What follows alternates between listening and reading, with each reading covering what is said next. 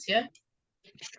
Bienvenidas muchachas, vamos a empezar a trabajar con la guía número 3 de la materia de estadística en fenómenos naturales y procesos sociales. Mi nombre es Ana Durán y aquí les voy a compartir mi pantalla.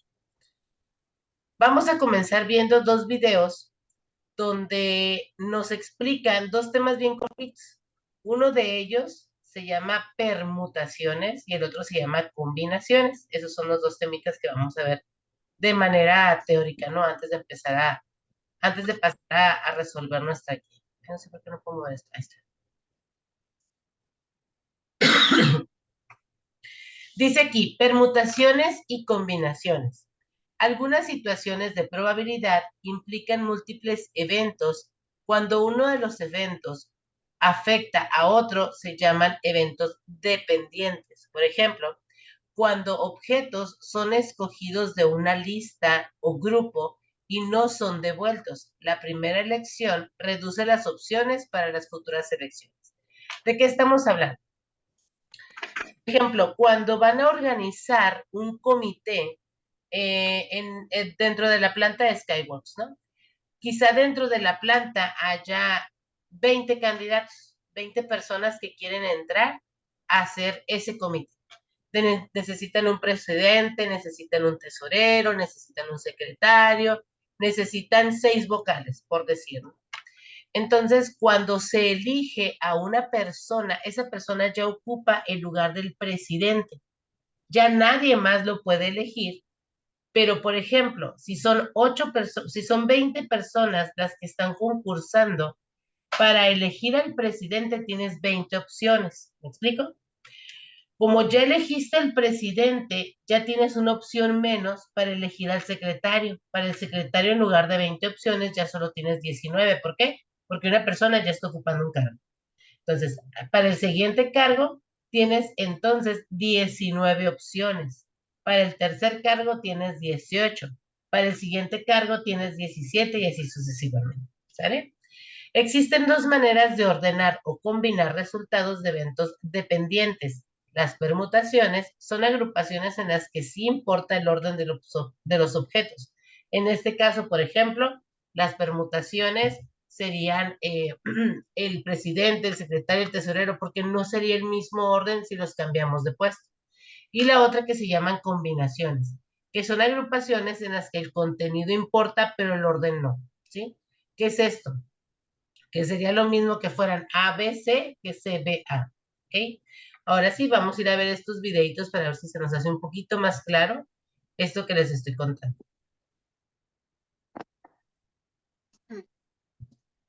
¿Qué tal amigos? Espero que estén muy bien. Bienvenidos al curso de combinatoria y ahora ¿Sí se escucha? veremos la explicación de todos los casos diferentes. ¿Sí se escucha, chicas? Sí. Excelente. Sí. Aquí dice que son 25 minutos, pero no lo vamos a ver todo, no se me asusten. De permutación.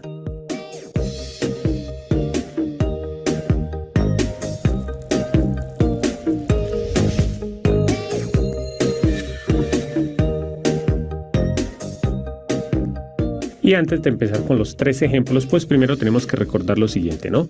Para que haya permutación, digámoslo así, que la única condición es que trabajemos con todos los elementos, o sea, que hagamos permutaciones entre todos los elementos, ¿sí? Bueno, ya lo vamos a aclarar, aunque pues eso lo hemos visto mucho ya en los videos anteriores, que los invito, si no los han visto, obsérvenlos, porque son la clave para que esto a ustedes les parezca más fácil. Bueno.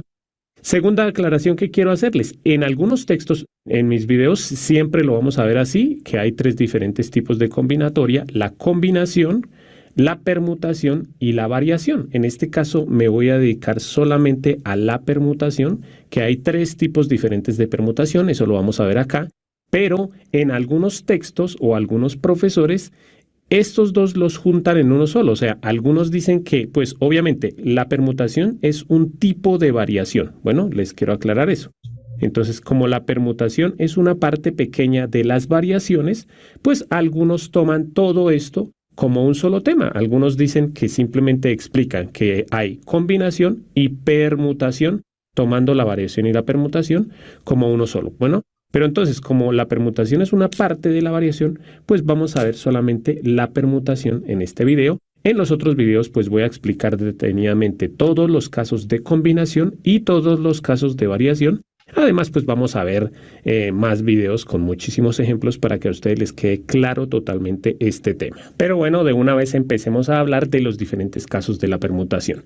Vuelvo a aclararles todos los elementos. Siempre que trabajemos con todos los elementos estamos hablando de permutación. Bueno, entonces, hay tres diferentes casos de permutación. La permutación lineal, que pues es cuando los elementos se van a permutar en línea recta, aunque no necesariamente puede ser en línea recta, puede ser obviamente una línea torcida, digámoslo así, ¿sí?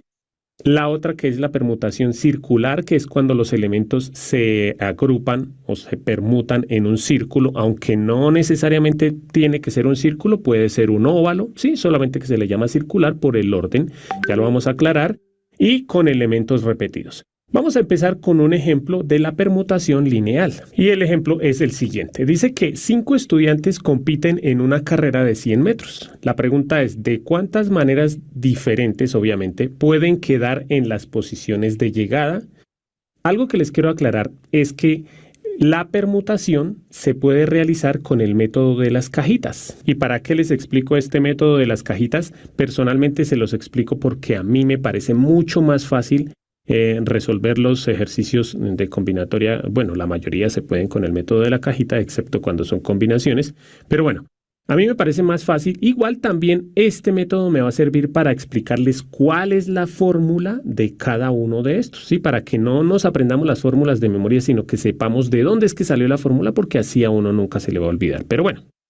Entonces, aquí tenemos las 5 opciones de llegada, ¿sí? Porque dice que los 5 estudiantes compiten para ver las posiciones. Bueno, entonces aquí son las 5 diferentes posiciones en las que pueden quedar los corredores. Obviamente sería la primera posición, bueno, aquí le coloco primera posición, segunda posición, tercera posición, cuarta posición y quinta posición, ¿sí? Como están hablando de que hay 5 estudiantes, pues supongamos que esos 5 estudiantes, uno tiene camiseta azul, otro tiene camiseta blanca, camiseta roja, camiseta verde y camiseta morada, ¿sí? Como para diferenciarlos. Entonces tenemos aquí las 5 posiciones. Miren que ya tenemos 5 corredores diferentes. El primer corredor, ¿cuál puede ser? Puede ser cualquiera de los 5 corredores. Obviamente, aquí en la primera posición puede quedar el que tiene camiseta azul, o el que tiene camiseta blanca, o camiseta roja, o camiseta verde, o camiseta morada. Cualquiera de los 5 puede quedar en la primera posición, o sea que aquí colocamos el número 5. ¿Por qué? Porque cualquiera de los 5 puede quedar en esa primera posición. Pero bueno, supongamos que ya, obviamente como tenemos que empezar a escoger quiénes llegaron en esas posiciones, supongamos que en la primera posición llegó el que tiene camiseta azul, ¿sí? Hubiera podido escoger cualquiera, no importa. Aquí pues yo escogí el que tenía camiseta azul, que llegó primero. Para la segunda posición, ¿cuántas opciones hay? Obviamente, el que quedó en primera posición ya no puede quedar en segunda posición, ¿sí? Ya él quedó en esa posición. Entonces, en la segunda posición, ¿cuántas opciones tenemos?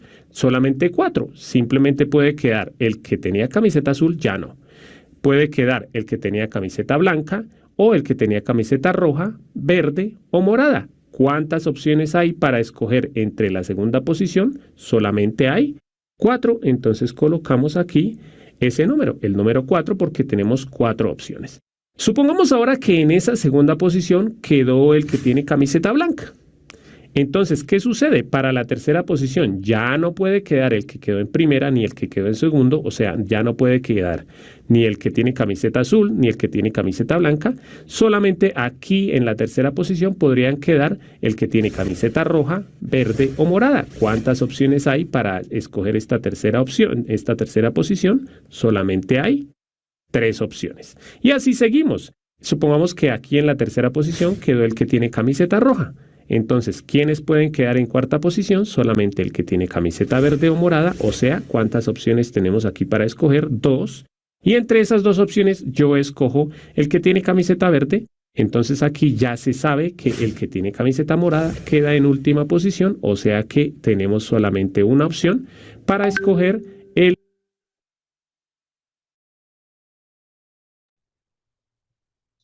Hasta aquí, chicas. Más o menos entendimos lo que son las en este caso serían las permutaciones. ¿Sí o no? Sí, más o menos. ¿Sí? Acuérdense, lo más importante es conocer a grandes rasgos de qué estamos hablando. ¿De qué estamos hablando?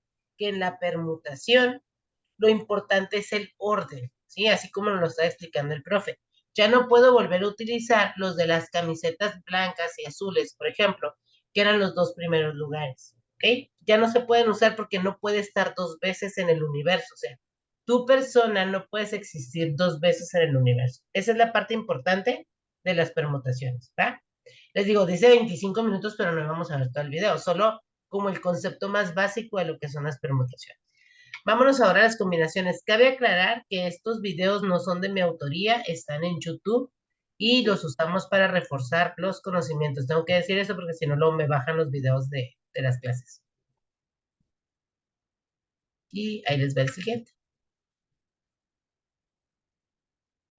¿Qué tal amigos? Espero que estén muy bien. Bienvenidos al curso de combinatoria y ahora vamos a hablar de la combinación con repetición y sin repetición.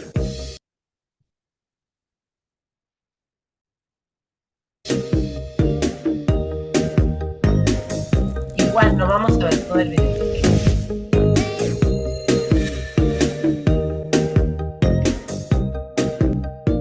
Y en este video vamos a resolver dos ejercicios, bueno, además de los ejercicios de práctica.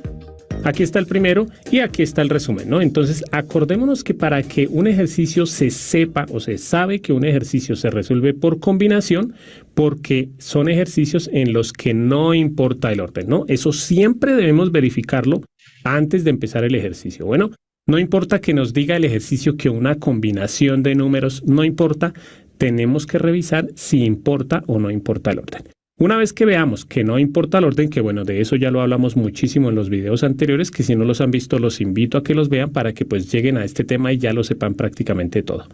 Entonces, bueno, vamos a verificar si aquí se puede con repetición o más bien, perdón, si aquí importa el orden o no. Dice que de los 10 estudiantes de un salón debo seleccionar 4 para llevarlos a un almuerzo. Entonces, hay 10 estudiantes, como siempre yo con mis supernombres, supongamos que los estudiantes se llaman A, B, C, D, E, F, G y H. 1, 2, 3, 4, 5, 6, 7, 8 y J, 9 y 10. Estos son los 10 estudiantes del salón. De esos estudiantes dice que tengo que llevar 4 para invitarlos a un almuerzo, ¿sí? Supongamos que a los 4 que yo invito voy a invitar al estudiante A, al estudiante B, al estudiante I y al estudiante J, ¿sí? ¿Será que si yo invito, esta es una opción, ¿no? Invitar al A, B, I y J. ¿Será que si yo intercambio alguno, o sea, les cambio el orden, por ejemplo, ya no seleccioné de segundo al B, sino de tercero, y ya no seleccioné tercero al B, sino al I, ya no seleccioné tercero al I, sino segundo, ¿será que esto es lo mismo? O sea, ¿será que estoy invitando a los mismos 4 estudiantes o no? Miren aquí, lo importante es que estos 4 estudiantes van a ir a almorzar o si selecciono estos 4 van a ir a almorzar. ¿Será que, por ejemplo, a mí fue al que me cambiaron? Supongamos que yo soy el estudiante I. ¿Será que hay diferencia de que me seleccionen, de que me hayan seleccionado segundo o que me hayan seleccionado tercero? Pues en este caso, nuevamente, no importa el orden. ¿Por qué? Pues porque lo importante es que todos los 4 van a ir a hacer lo mismo. Este va a almorzar, este también y este también. Como todos van a hacer lo mismo, entonces no importa en qué orden lo seleccionen. Sí, simplemente lo importante es que van a ir a almorzar. Entonces ya aclaramos que no importa el orden, o sea, este es un ejercicio de combinación. Ahora vamos a ver si es con repetición, sin repetición o con repetición. ¿Cómo se sabe si es sin repetición o con repetición? Ya sabíamos que los 10 estudiantes eran A, B, C, D, E, F, G, H y J, ¿sí? Entonces, miremos a ver si se puede repetir. ¿Será que si yo invito de primero al estudiante A, puedo repetir e invitarlo de segundo? Obviamente no se puede repetir. ¿Por qué? Pues porque si ya invité a almorzar a la, pues no puedo decir, ay, otra vez lo invito a usted. No, tengo que, como ya seleccioné a uno, tengo que seleccionar a otro, ¿sí? Porque si no, no estaría llevando a 4 estudiantes a almorzar, sino estaría llevando al A y a otros 2. Bueno, Entonces, en este caso, no se puede repetir, o sea, es un ejercicio que se resuelve sin repetición. O sea que esta es una combinación, generalmente se escribe así, combinación de n en r, ¿sí? O n combinado r. Acordémonos que siempre debemos verificar qué es la n y qué es la r, ¿no? La n es el número total de datos, ¿sí? En este caso, como por escribir el resumen acá, ¿qué es la n? Es el número total de datos, que pues es el número total de estudiantes. ¿Cuántos son? 10. Y la r son los estudiantes que se van a seleccionar. ¿Cuántos estudiantes tenemos que seleccionar? Solamente 4. Entonces, generalmente se escribe así, n combinado r, o algunos lo escriben combinación de n en r, ¿sí? La forma como lo escribamos, pues, es lo de menos, lo importante es que lo resolvamos como una combinación. Bueno, entonces, ¿cómo se resuelve? Ya se sabe que es sin repetición, entonces voy a reemplazar de una vez la fórmula. Bueno, entonces aquí nos queda n factorial, o sea, 10 factorial. Ahora, en el denominador, ¿qué va? Va r factorial, que es r 4, o sea, 4 factorial. Y eso va multiplicado por lo que está dentro del paréntesis. Yo les aconsejo que esta resta pues la hagan mentalmente, eso siempre se puede hacer. Aquí sería n menos r, o sea, 10 menos 4, para que no estén colocando 10 menos 4 factorial, sino simplemente hagan la resta, n menos r, o sea, 10 menos 4, que eso es 6, o sea, sería 6 factorial. Y listo, solamente queda resolver estas operaciones y ya. Entonces, ¿cómo se hacen esas operaciones? También ya lo practicamos en videos anteriores. Miren que aquí dice 10 factorial, 4 factorial y 6 factorial. El número más grande es el 10. Entonces, ese 10 factorial lo vamos a escribir como 10 por 9 por 8 por 7 y por 6 factorial. O sea, paro acá, ¿sí? Esto ya lo vimos en videos anteriores, que el 10 factorial se puede escribir así. Ya no sigo escribiendo 6, 5, 4, 3, 2, 1, sino todo eso lo escribo simplemente como 6 factorial. ¿Por qué? Porque ya sé que este 6 factorial se me va a eliminar con el 6 factorial que está en el denominador. Y en el denominador, ¿qué nos quedó? 4 factorial, que bueno, el 4 factorial, como no hay arriba otro 4 factorial para eliminar, pues de una vez lo escribimos como multiplicación, ¿no? O sea, 4 por 3, por 2, por 1, ¿sí? Ahora, luego dice por 6 factorial. El 6 factorial, pues simplemente lo escribo como 6 factorial. ¿Por qué? Pues porque aquí lo podré eliminar con el que está en el denominador. Bueno, voy a correr esto hacia arriba para que me quede un poquito más organizado. Entonces, aquí está el resumen. La n era 10, la r era 4. Es n combinado en r, que generalmente se debe escribir con los números del ejercicio, ¿no? La n que era 10 y la r que era 4. O sea, el 10 lo vamos a combinar en grupos de 4. El 10 combinado en grupos de 4 nos dio pues lo que ya hicimos, ¿no? Entonces, aquí, ¿qué seguimos haciendo? Las operaciones. Aquí podemos simplificar el 6 factorial con el 6 factorial, ¿sí? Y simplificamos lo que está abajo con lo que está arriba, como se pueda, no importa, podemos simplificar el 4 con cualquiera de los que esté arriba. Por ejemplo, el 4 lo voy a simplificar con el 8, miren acá. El 4 con el 8, voy a sacar mitad, o bueno, de una vez voy a sacar cuarta. Cuarta de 4, 1, y cuarta de 8, 2. Saqué cuarta para no sacar mitad y luego mitad, ¿no? Cuarta es dividir entre 4, dividimos entre 4 y entre 4.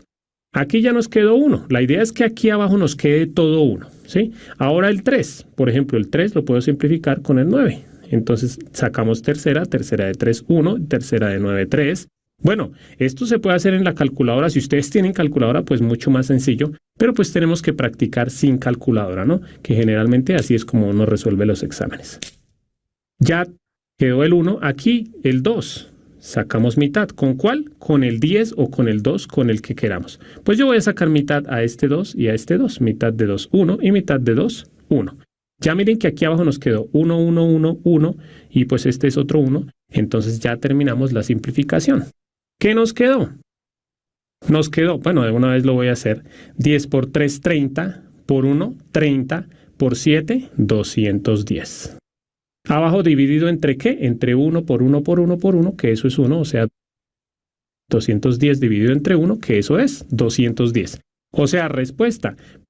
Tengo 210 opciones para elegir a los 4 estudiantes que voy a llevar a almorzar. Y vamos a resolver ahora el segundo ejercicio. Entonces, primero que todo, dice, en una heladería ofrecen 7 diferentes sabores para escoger, ¿sí? Una heladería, ¿sí? En la que venden helados como estos. Pero dice la pregunta, ¿cuántas combinaciones de helado de 3 bolas puedo hacer? Entonces, son helados de 3 bolas y la idea es saber cuántas combinaciones diferentes podemos hacer. Entonces, primero que todo, debemos saber si importa el orden. Bueno, supongamos que los sabores son de chicle, vainilla, chocolate, fresa, mora, limón, 1, 2, 3, 4, 5, 6 y naranja. Entonces tenemos 7 sabores. Una opción para escoger un helado de 3 bolas, por ejemplo, sería que el primer sabor sea, bueno, el primer sabor es el de abajo, el primer sabor sea de chicle, que el segundo sea de vainilla y que el tercero sea de chocolate. Entonces la pregunta, primero que todo, para saber si importa el orden. ¿Será que si yo pido de chocolate, vainilla y chicle y me lo dan de chicle, chocolate y vainilla, me dieron lo mismo que yo pedí? Obviamente sí. ¿Por qué? Porque no importa el orden. Si yo digo, hágame el favor, deme chocolate, vainilla y chicle, no importa el orden en el que me los den. Lo importante es que me den esos 3 sabores. Entonces, no importa si es chocolate, vainilla, chicle o vainilla, chocolate, chicle, lo importante es que es el mismo helado. Entonces, no importa el orden, o sea que este sí es un ejercicio de combinación. Ahora tenemos que mirar si es una combinación sin repetición o con repetición. Entonces, para mirar si es sin repetición o con repetición, la pregunta sería, ¿será que entre esas 3 bolas, por ejemplo, yo puedo decir, no, es que a mí me gusta solamente el chocolate, entonces chocolate, chocolate y chocolate? ¿Se puede repetir? Claro que sí. En una heladería yo puedo pedir las 3 bolas del mismo sabor y no hay problema. O sea que en este caso sí se puede repetir, o sea que este es un ejercicio de combinación con repetición. Generalmente la combinación con repetición se puede escribir de esta forma: combinación con repetición de n combinado en grupos de r. Entonces, bueno, aquí tendríamos que escribir que pues para nuestro ejercicio, primero que todo, pues la n sería el número completo, ¿sí? En este caso, en la heladería ofrecen 7 diferentes sabores, o sea, el número que se va a combinar es el número 7 y R es los grupos que vamos a hacer. En este caso los grupos serían de 3 porque los helados vamos a pedir de 3 bolas. Entonces, N combinado R, o sea, combinación, bueno, aquí generalmente es R mayúscula, combinación con repetición de 7 en grupos de 3. Bueno, yo corro nuevamente esto para arriba para que me quepa ya lo que vamos a hacer entonces. Con repetición, entonces simplemente hacemos esto. Yo les aconsejo siempre, miren, así como aquí esta operación que estaba dentro del paréntesis la hacíamos de una vez mentalmente, pues aquí esta otra operación también la podemos hacer mentalmente y esta otra también, como para que no nos quede tan largo el ejercicio, ¿no? Entonces, lo que dice dentro del paréntesis es n más r menos 1. En la mente hacemos n más r menos 1. Entonces, 10 más 3, 13, menos 1, 12. O sea, arriba va 12 factorial. Eso sobre y abajo dice r factorial, o sea, 3 factorial por n menos 1 factorial, o sea, la n que es 10, 10 menos 1, 9 factorial. Cuidado que las operaciones que se hacen mentalmente solamente son las que están dentro de los paréntesis, bueno, porque los factoriales ya no nos dejan hacer estas operaciones. Aquí simplemente nuevamente hacemos la operación, entonces el número más grande es el 12, ese 12 lo podemos escribir como algo que tenga el 9 factorial, que es el otro más grande, ¿no? Entonces aquí sería 12 por 11 por 10 por 9 factorial. También se podría llegar hasta 3 factorial, pero pues la idea es eliminar los factoriales más grandes, ¿no? Podríamos seguir 9 por 8 por 7 por 6 por 5 por 4 por 3 factorial. Pero pues voy a decirles, lo más práctico es eliminar los factoriales más grandes. Y bueno, abajo ¿qué dice? Dice 3 factorial. Ese 3 factorial, como no hay ningún 3 factorial arriba, lo tengo que escribir como multiplicación. 3 por 2 por 1 por, y abajo dice también 9 factorial. Ese sí lo escribo como factorial porque lo voy a poder simplificar con el de arriba. ¿Y qué nos queda? Pues hacer las simplificaciones o las operaciones. Entonces aquí simplifico el 9 factorial con el 9 factorial. Tengo que simplificar el 3. ¿A cuál le puedo sacar tercera de los de arriba? Solamente al 12. Entonces al 3 le saco tercera con el 12. Tercera de 12, 4. Y tercera de 3, 1. Ya tengo el 1 abajo, ahora otro 1 acá. Tengo que sacar mitad. ¿Con cuál? Voy a sacar mitad con el 4, aunque se puede con el 10 y no hay problema, ¿no? Entonces mitad al 2 Y mitad al 4, mitad de 4, 2. Y mitad de 2, 1. Miren que abajo ya nos quedó solamente unos. Entonces ya solamente nos queda resolver la operación o la multiplicación que está en el numerador. Aquí dice 2 por 11, que es 22, por 10, eso es 220. Sobre, y abajo pues no dice sino solamente unos, sobre 1, eso es 220. Entonces en este caso hay 220 maneras diferentes de seleccionar helados de 3 bolas. Y con esto ya termino mi explicación. Como siempre, por último les... Muy bien. Bueno, en resumidas cuentas, hablar de permutaciones nos da una jerarquía, ¿sí? Las permutaciones nunca pueden ser con repetición porque ya se ocuparon. Otra manera en la que podemos ver las permutaciones, por ejemplo, en el estacionamiento de Skyworks hay cajones para cierta cantidad de carros, ¿sí?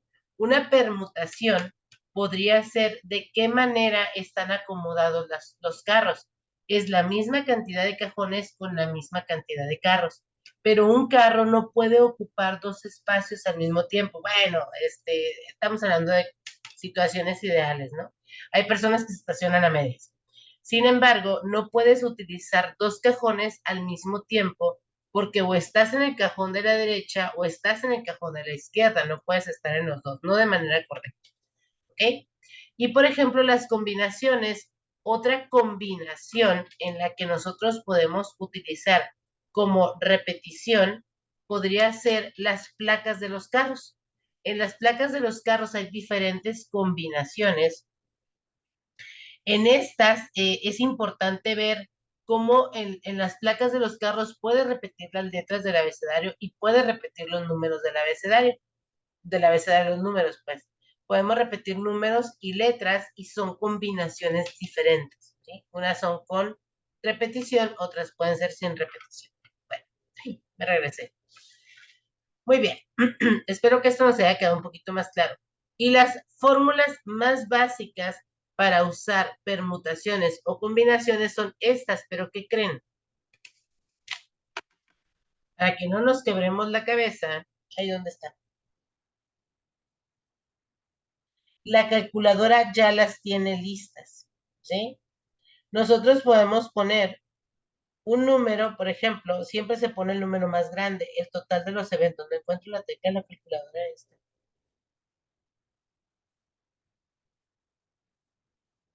Aquí está, ya las encontré.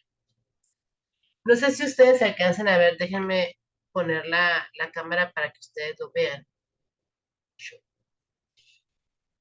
Aquí arriba del 5 y del 6 dice NCR, ¿sí? Por aquí, NCR. Y luego dice NPR. Con estas dos teclitas, si se fijan, tiene un código amarillo arriba, entonces tendríamos que poner la segunda función de la calculadora para poder utilizar esas funciones. No se preocupen, no las vamos a usar nosotros. Simple y sencillamente esto de explicarles combinaciones y permutaciones es para que ustedes lo puedan conocer. ¿Sale? Muy bien. Este video habla de la utilización de las fórmulas, bueno, ya los vimos a nosotros dos.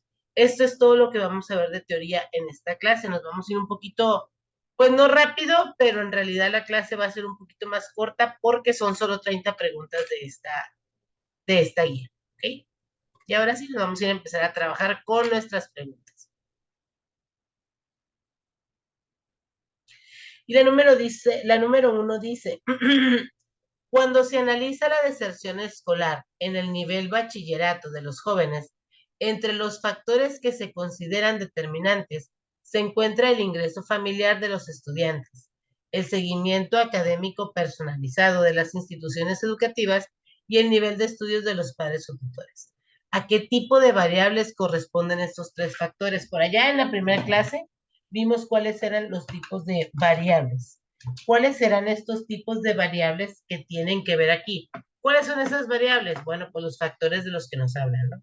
El ingreso familiar, el ingreso familiar de los estudiantes, el seguimiento académico personalizado de las instituciones educativas y el nivel de estudios de los padres o tutores. Esas serían variables continuas, independientes y dependientes, continuas, cualitativas e independientes, discretas, cuantitativas y dependientes o discretas, cualitativas e independientes. ¿Qué creen ustedes que sea? También se vale decir no sé, acuérdense. Esta también es una respuesta viable.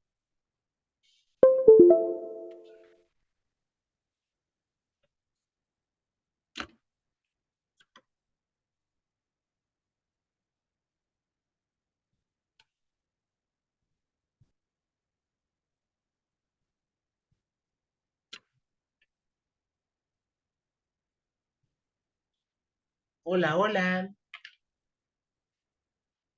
La respuesta correcta es continua, cualitativa e independiente.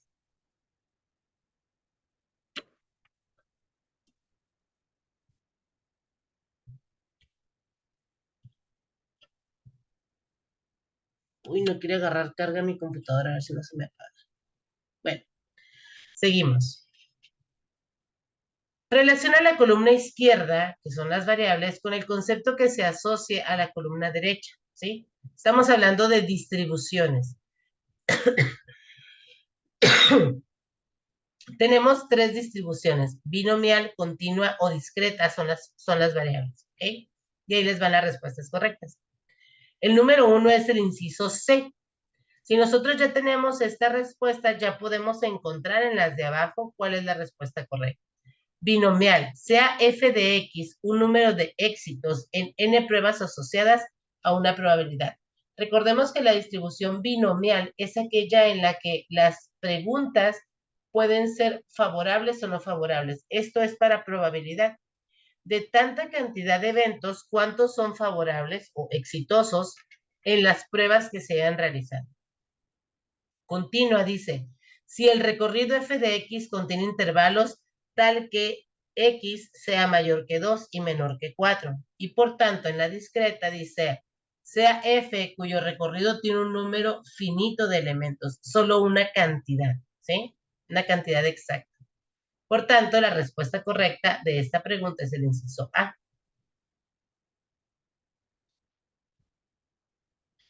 La que sigue dice, relaciona el concepto de estadística que se presenta con cada una de sus definiciones. Y ahí va.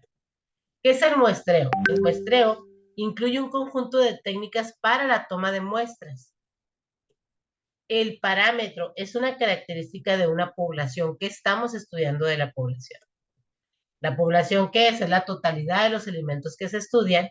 Y un censo es la información obtenida al recabar las características de todos los elementos de un conjunto.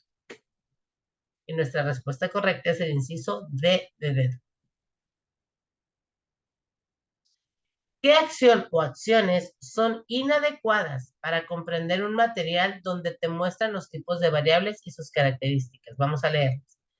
Buscas más referencias para tratar de entenderlo, le pides al asesor que te lo explique, esperas a que llegue la nueva asesora para que durante la sesión se aclaren las dudas, te reúnes con compañeros a revisarlo, buscas un blog que te explique de qué trata el tema o continúas aplicando la misma estrategia de estudio. ¿Cuáles serán inadecuadas? ¿Cuáles no debemos de hacer? A ver, díganme ustedes.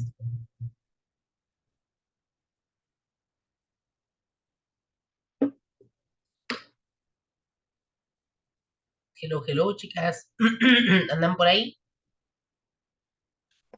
¿Buscas más referencias? Unas, buscar más referencias, dicen que más. ¿Pides al asesor que te lo explique? Acuérdense que estamos hablando de inadecuadas, las que no debemos de hacer. Adecuadas. Ok, esperas a que llegue también la 3 y la 6. La 3 y la 6, correcto. ¿Sí? Muy bien, vámonos a la número 5. Dice, la siguiente tabla corresponde a los resultados de examen departamental aplicado en la preparatoria Juan Sarabia a los alumnos de matemáticas.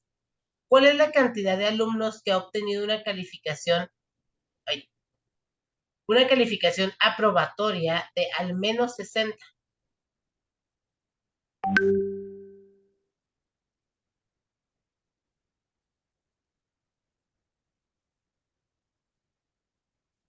¿Cuál será la opción correcta, chicas? ¿Cuántos alumnos obtuvieron por lo menos 60?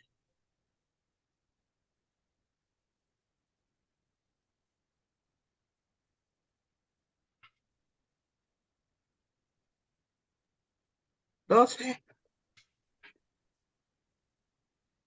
12, ¿por qué? Porque tenemos que sumar estos 7 que están aquí más estos 5. De aquí para abajo son calificaciones menores a 60. Aquí está el rango, ¿sale? Entonces, sumados estos dos, es un total de 12. Muy bien. Identifica la tabla de distribución de frecuencia para el siguiente conjunto de datos. Aquí no están en orden, ¿sí? Vamos a ver qué es esta, la tabla de distribución de frecuencia.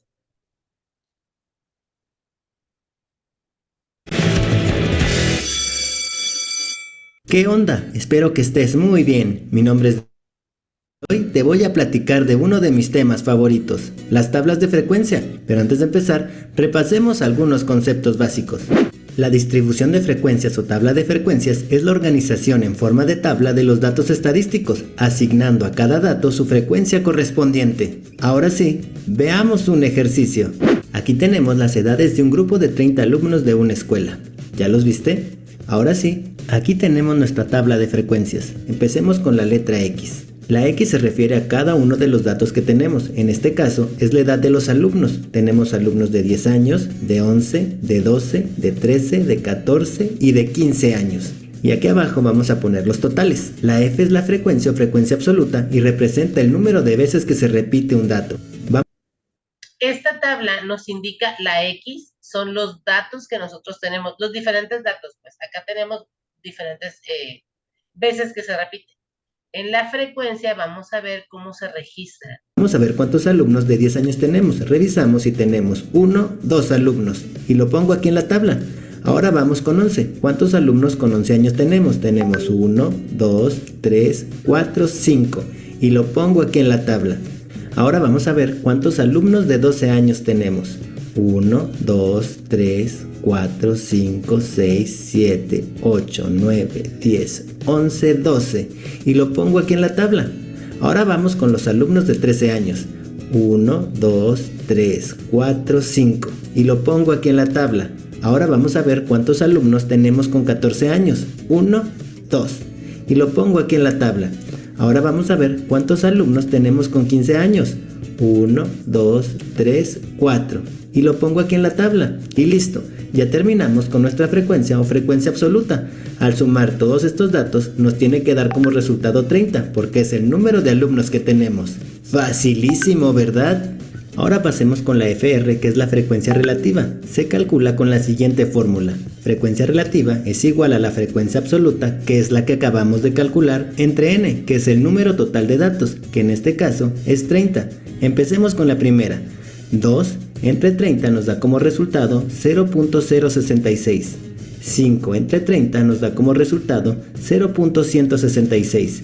12 entre 30 nos da como resultado 0.4.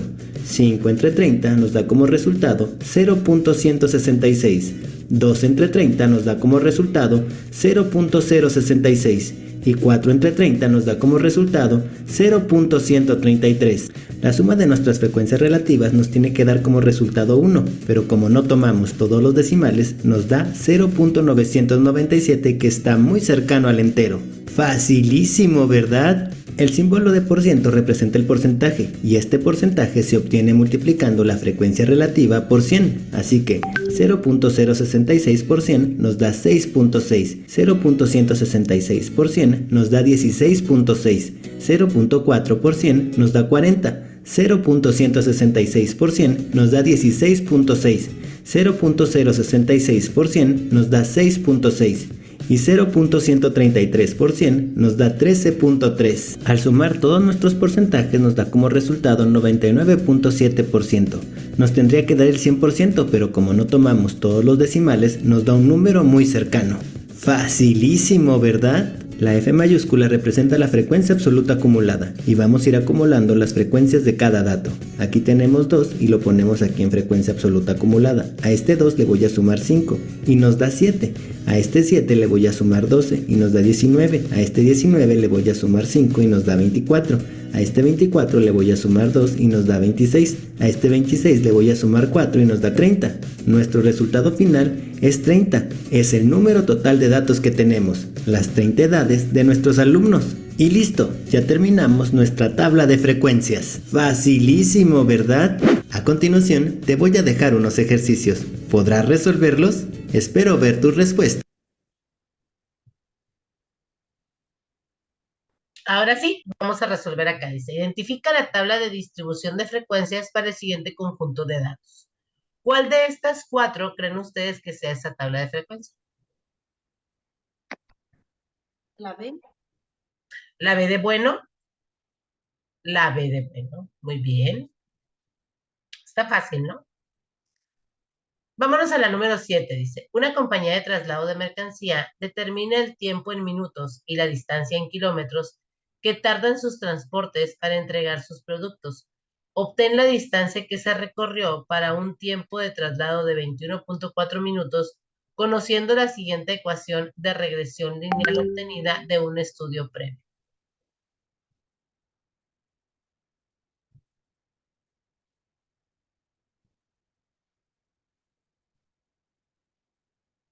$35.5 kilómetros, ¿sí?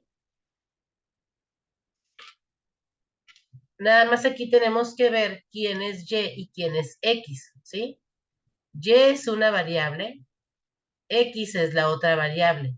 Esta se llama independiente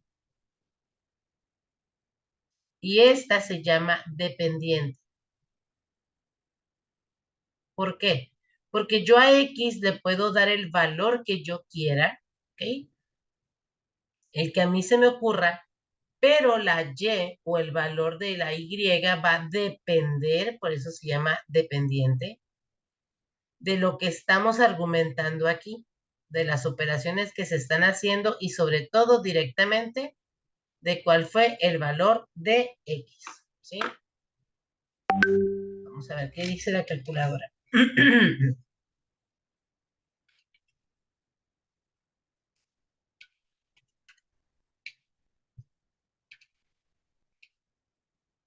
¿Cómo lo encontramos? Este valor es el valor que le vamos a asignar a X. Entonces, Y va a ser igual a 3.4 más 1.5 por 21.4.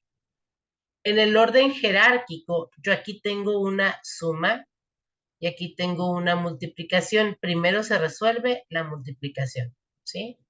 Entonces, Y va a ser igual a 3.4 más lo que me da la multiplicación de 1.5 por 21.4.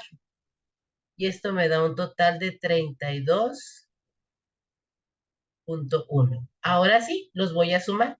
32.1 más 3.4, esto es igual a 35.5, que es el valor que tenemos aquí. ¿Sí me expliqué? Se vale preguntar si tenemos dudas, ¿ok? ¿Dudas, muchachas? Díganme sí o no, por favor, porque no las estoy viendo. Sí se explicó. No, sí, sí está bien. Así. ¿Sí? Muy bien. Estaba sacando la cuenta. Muy bien, adelante. Igual se vale, ¿eh? Si usted le hace, ¡ey, no me dio eso! Ah, bueno. Y ya se los puedo cambiar. Digo, se los puedo explicar. Dice, relaciona el concepto con su definición correspondiente. Variables pueden ser medibles, continuas o discontinuas. ¿Y cuál es su expresión? ¿Cuál es su significado? Una variable medible, sus diferentes valores pueden expresar de forma numérica ordenada. Perdón, de forma numéricamente ordenada, ¿sí? Esas son las medibles. Las continuas pueden tomar cualquier valor real, por ejemplo, longitud, área, peso, temperatura, periodo de tiempo, velocidad. Dice que puede utilizar cualquier valor real. Acuérdense que todos los valores reales es números enteros, números fraccionarios, raíces cuadradas, números decimales, ¿sale? Y las discontinuas, dicen también llamadas discretas, son las que tienen valores numéricos fijos, sin posibles valores intermedios. Por ejemplo, el número de cifras, el número de colonias de microorganismos, el número de plantas en un cuadrado determinado, el número de personas, el número de carros, el número de hijos, ¿sí? Que son valores totalmente enteros. No puedes decir que tuviste 3.45 hijos. O sea, no existe eso. Es el inciso C. La 8 nos dice, utiliza la fórmula Z, X es X menos mu sobre sigma sobre la raíz de n para calcular el valor de Z, donde la media aritmética es 24,000 y la mu es 25,000. La desviación estándar es de 5,000 y el número de datos es de 10,000. Si yo sustituyo todos estos valores, aquí arriba me da un menos 2.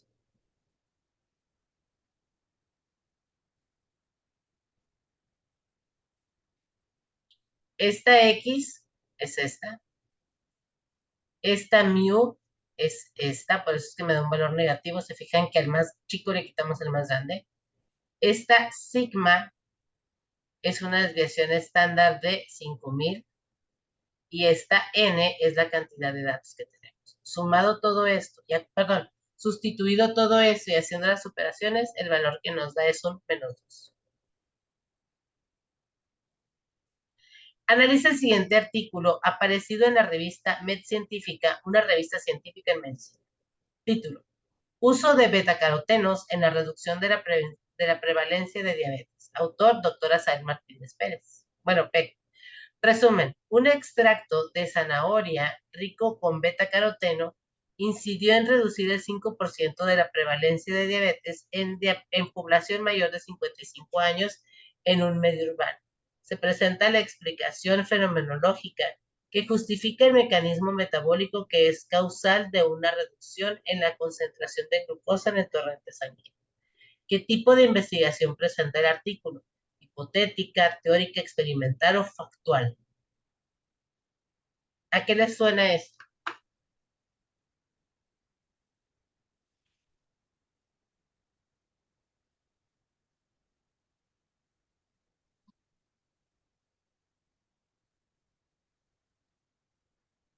También se vale decir no sé.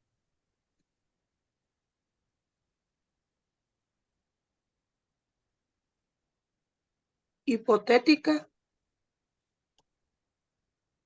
Experimental. ¿Por qué? La hipótesis y la teórica, ahí les da. La hipotética y la teórica es como yo estoy sentado y yo creo que va a pasar algo, ¿no?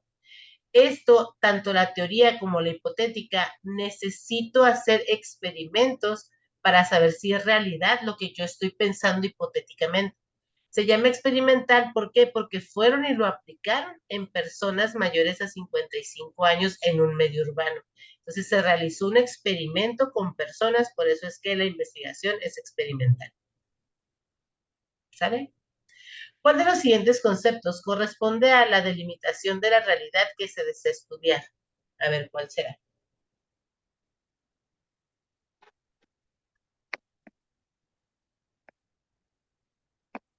Planteamiento del problema. A ver. No. Es el objeto de estudio. Cuando delimitamos qué es lo que voy a estudiar, esto es lo que voy a estudiar. Voy a estudiar, en mi caso, por ejemplo, yo estudié matemáticas. Yo estudio este campo nada más de todo el conocimiento. Yo estoy delimitando la realidad que voy a estudiar. Solo estoy diciendo, esto es lo que voy a estudiar. ¿Sí me explico? En el ejercicio anterior, bueno, en el ejemplo anterior, ¿qué estudiaron personas con diabetes mayores a 55 años? Ellos delimitaron ese campo y es el objeto de estudio. La número 12. ¿Alguien me ayuda, por favor, a leerlo? Yo. Una forma de pronosticar si el candidato a la presidencia de la República puede ser elegido presidente es mediante la realización de encuestas de salida en algunas casillas el día de la elección. Las empresas que realizan y publican sus resultados consideran un margen de error porcentual al informar a la sociedad. De las opciones que se presentan, elige cuál es la más transparente para la sociedad antes de conocer el resultado oficial de la elección. A. Inferencia estadística. B. Organización. C. Toma de decisiones. D. Interpretación. Ok. Ouch.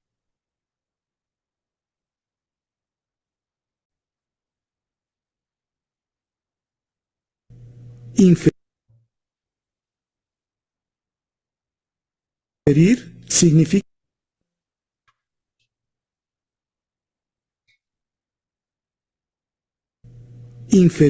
significa extraer una conclusión a partir de hechos generales o particulares.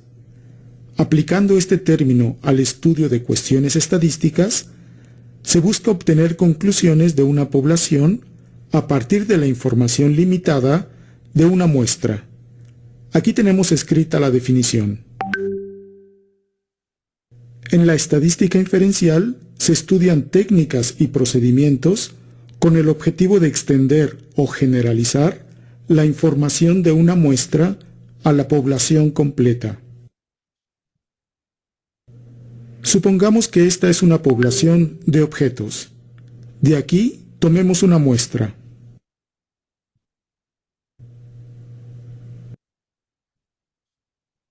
Y de esta muestra tomemos la información de una o varias variables. En la estadística descriptiva se usan números, tablas y gráficas para describir la información de un conjunto de datos. Las conclusiones que se obtienen se refieren a la muestra. En cambio, en la estadística inferencial, se busca extender la información obtenida de una muestra a la población completa. En este caso, es crucial contar con una muestra representativa de la población. Sin embargo, casi nunca se tendrá seguridad completa de la validez de una afirmación. En la siguiente sección especificaremos con más detalle el problema de inferencia al que nos dedicaremos mayormente en este curso.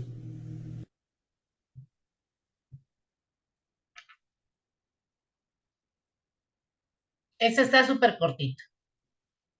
Ahora sí, regresamos. ¿Cuál será la opción entonces? Inferencia estadística, organización, toma de decisiones o interpretación.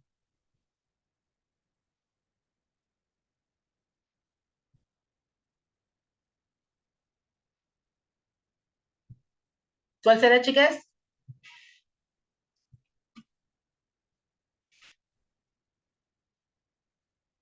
¿Hay alguien ahí que me responda? La inferencia estadística.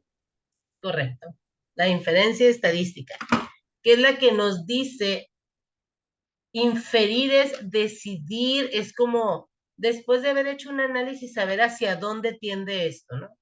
Hacia dónde estamos enfocándonos con este rollo. Muy bien. Cualquier estudio que se haga lleva la parte de la inferencia.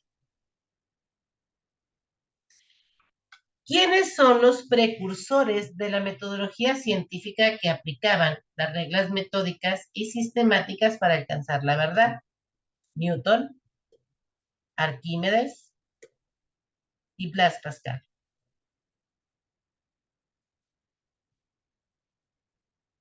¿Quién fue Newton? Newton es el padre de la mecánica, es el que dijo, oye, pues se me cae una manzana es por algo, las cosas se caen es por algo, estamos pegados a la Tierra por algo y descubre la gravedad.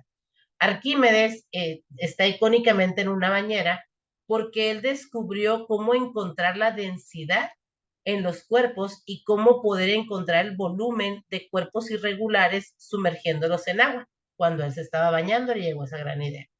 Y Blas Pascal habla sobre la presión de los líquidos.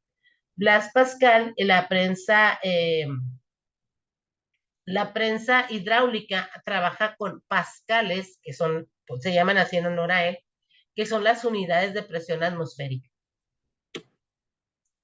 La número 14 dice, observa los siguientes datos que corresponden a las estaturas de un conjunto de 11 personas.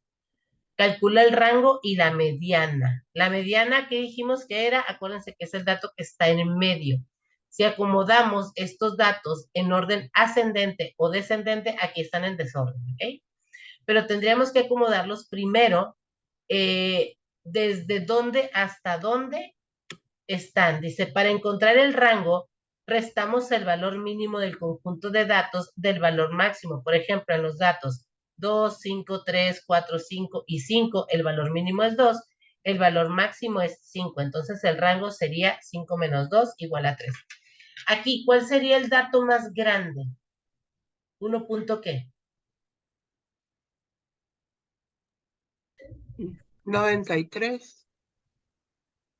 94. Ay, al menos 94. Sí, de repente cuando no están en orden se nos pierden, ¿eh? No se preocupen, todo bien. ¿Y cuál es el dato más pequeño?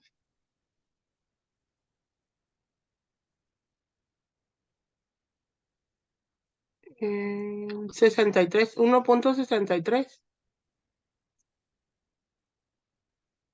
¿Cuánto sería la resta de esto? 4 menos 3, 1, 9 menos 6, 3.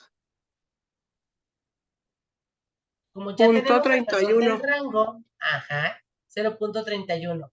O es la A o es la C. Pero hay que encontrar entonces la mediana. Si yo acomodo todos estos datos en orden, mi número del medio sería el 1.72. Por eso mi respuesta correcta es el inciso A.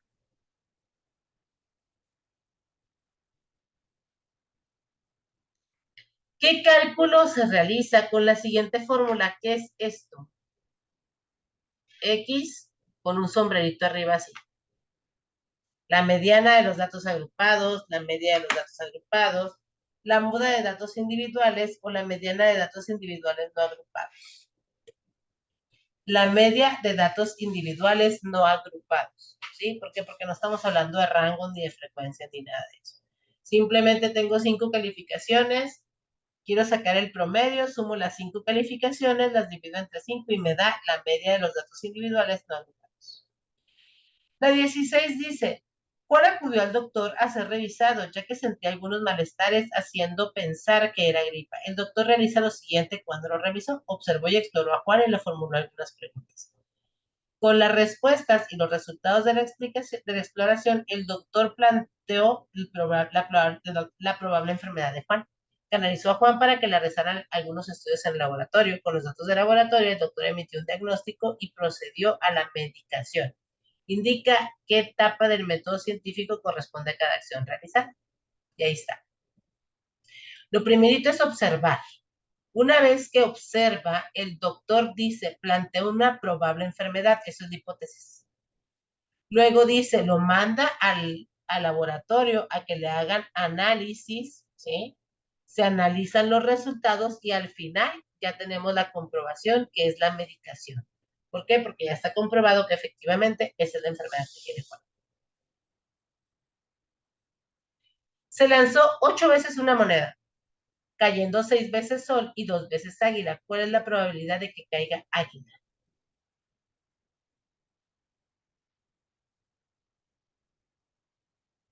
En realidad aquí decía, ¿cuál es esta probabilidad de que cayera águila?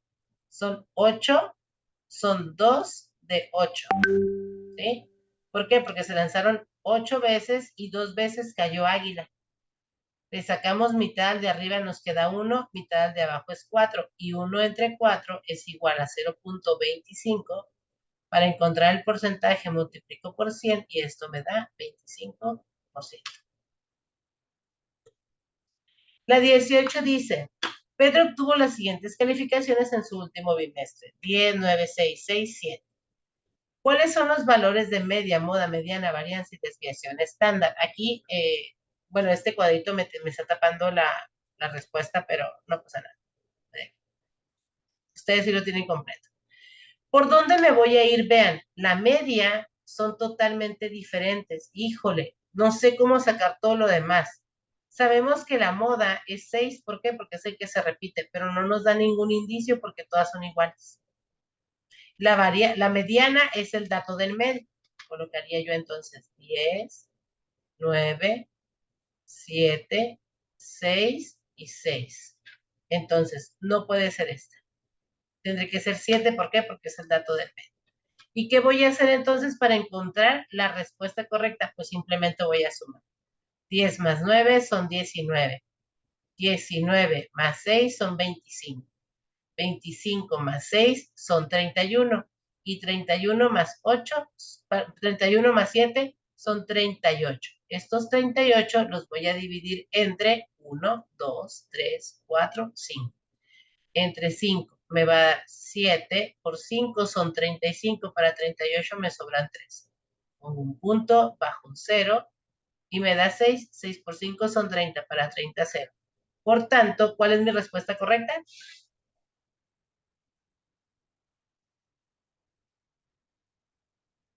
Si me dice que la media es 7.6, ¿cuál es mi respuesta correcta?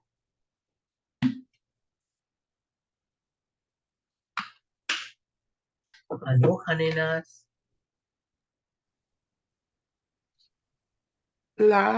El inciso A, ¿sí? No necesito saber cómo sacar la varianza ni la desviación estándar. La moda no me da ningún norte y la mediana ya habíamos ubicado que era el número 100. Entonces, ¿con cuál dato me voy a ir con la media? ¿Qué tengo que hacer? Sumarlas todas, dividirlas entre 5 y ahí está la respuesta correcta. En un poblado del municipio de Jalapa se realizó una encuesta a 1,200 personas sobre su preferencia del producto de una panadería y se colocaron los resultados obtenidos en la columna A y B de una hoja de cálculo posteriormente. Esta información se representa en la gráfica siguiente. Esto es nada más información, ¿va? Dice que la panadería 1, su preferencia son 400 personas, la panadería 2, 500, la panadería 3, 300. Sumados, me tienen que dar los mismos 1,200, ¿sí? Y sí, 4 más 5 son 9, más 3, 12, que serían los 1,200. Y nos pregunta, a continuación se enlista desordenadamente los pasos a seguir para efectuar la gráfica anterior. Ir a la cinta de operación, insertar y seleccionar la gráfica circular. Seleccionar el rango de celdas desde A1 hasta B4. ¿Por qué de A1 a B4? Porque son las que tengo aquí. Presionar el botón derecho del ratón señalando uno de los colores de la gráfica y escoger el menú agregar etiquetas de datos. Oprimir el botón derecho del ratón sobre alguna de las etiquetas de datos a escoger, dar formato a serie de datos y después marcar porcentaje y desmarcar valor en cuanto al diálogo. ¿Cuáles son los pasos? Lo primero que hay que hacer es seleccionar el rango para poder ir a la cinta de operaciones e insertar la gráfica. De ahí presionamos el botón derecho del ratón y entonces señalamos el color de cada gráfica, eso es asignarle un color, y después lo vamos a poner como porcentaje. ¿Para qué? Para que nos aparezca con porcentajes aquí. No solo nos va a decir los valores.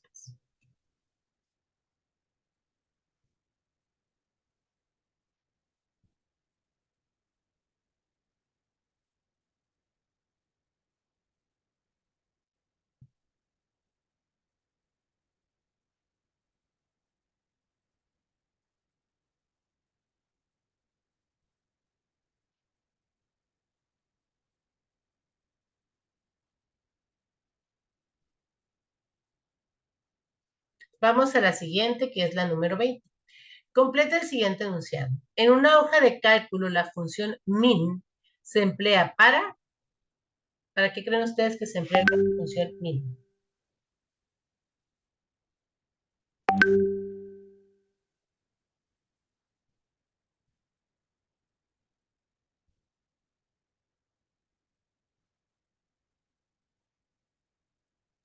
¿Podría ser la D? La D, determina el mínimo de datos numéricos. Para obtener el mínimo con un múltiplo de datos numéricos, no me sé la función exacta de Excel, pero no viene la palabra min. Dice MCM o algo así. La 21 dice, ¿cómo se llama el software que permite generar documentos contables, incluyendo información numérico-textual de modo estructurado y efectuar operaciones lógicas estadísticas? Es una hoja de cálculo, que nosotros más bien le llamamos Excel, pues.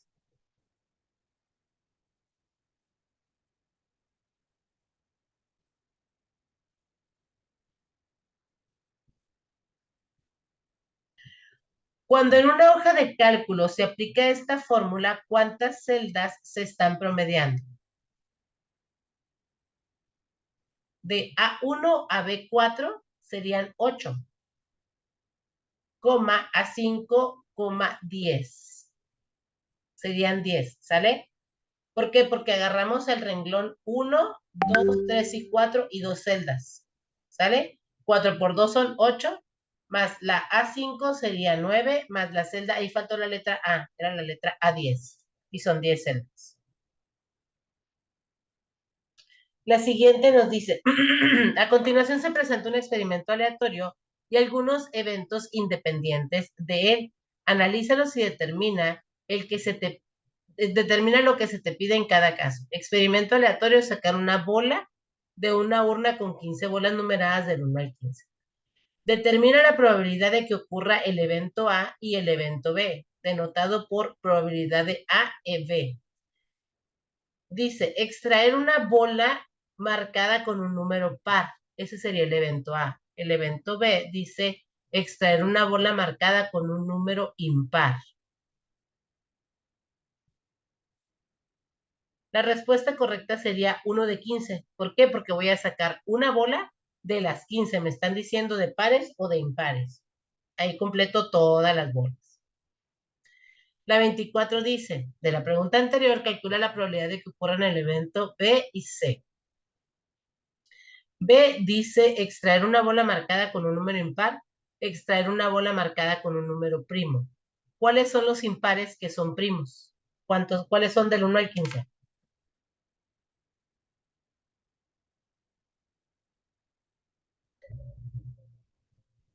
¿Cuántos números impares hay? Y que sean primos entre el 1 y el 15. También se vale decir, no sé, ¿cuáles son los números impares? 1, 3, 1, 3, 5, 7, 9. Ay, 11, 13 y el 15. el 15, correcto.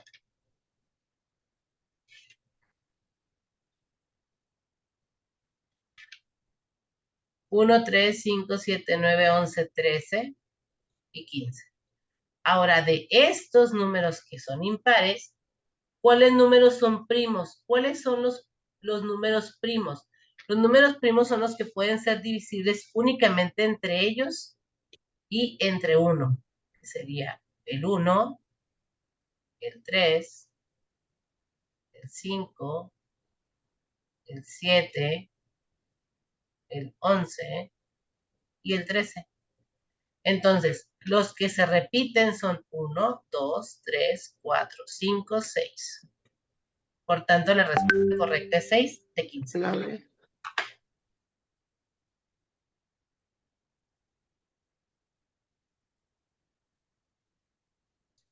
Aquí en esta pregunta está como muy complicado para resolverla. No coinciden las respuestas con la pregunta, fíjense. Si un alumno de prepa realiza un examen y responde 10 preguntas, ¿cuál es la probabilidad de que saque bien 5 de ellas? Calcula la media y la varianza.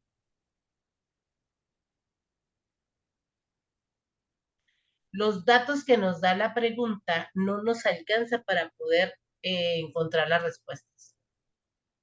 La probabilidad de que saque bien 5 de ellas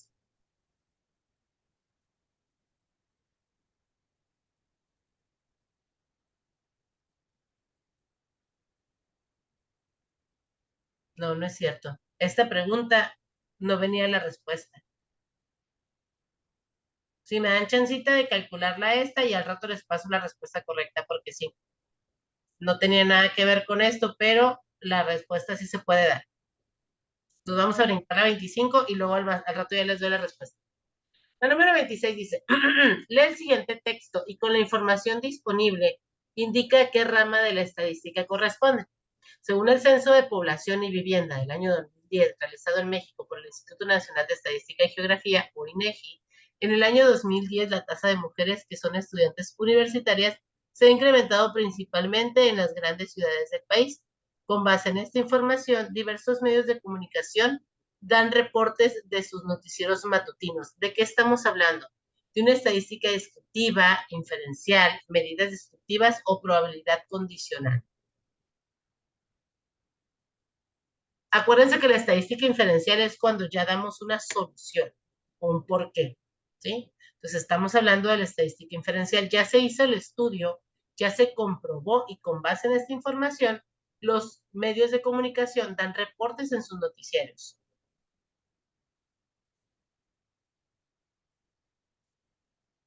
Luego la 27 dice, un inspector de piezas industriales selecciona 2 de 5 partes para hallar los defectos.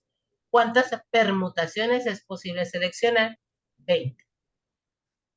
Dice, un inspector de piezas industriales selecciona 2 de 5 partes. Quiere decir que aquí se escribe 5, permutación 2. Y con esta fórmula calculamos que hay 20 posibles soluciones. ¿Cuál es el coeficiente combinatorio de N5M3? El coeficiente combinatorio es 10.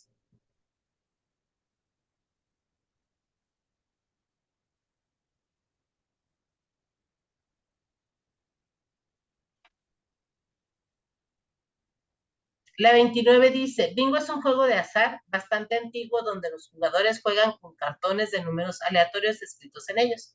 El encargado de cantar los números va sacando las bolas de un bombo y mencionando los números en voz alta. Si la fórmula que se empleó en una hoja de cálculo para generar los números que debe leer el cantor es número entero, aleatorio, por 30 más 1, ¿cuál de las siguientes características cumplen los números que calcula esta fórmula? Ahí les van. Son múltiplos de 30. ¿Por qué? Porque aquí dice que vamos a multiplicar algún número aleatorio que aparezca aquí por 30.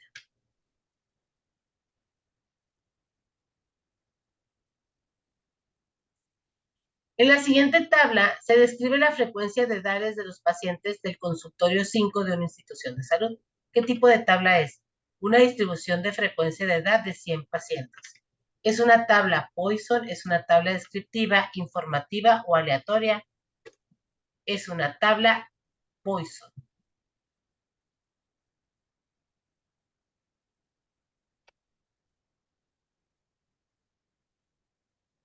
Y aquí terminamos con esta guía el día de hoy. La 21 es ¿Perdón? la 21 es la respuesta A. A ver. Voy. 18, 19, 20. La 21 es una hoja de cálculo, es el inciso C. Ay, gracias. C de casa. Voy a parar el video, chicas, para que no se nos haga más pesado.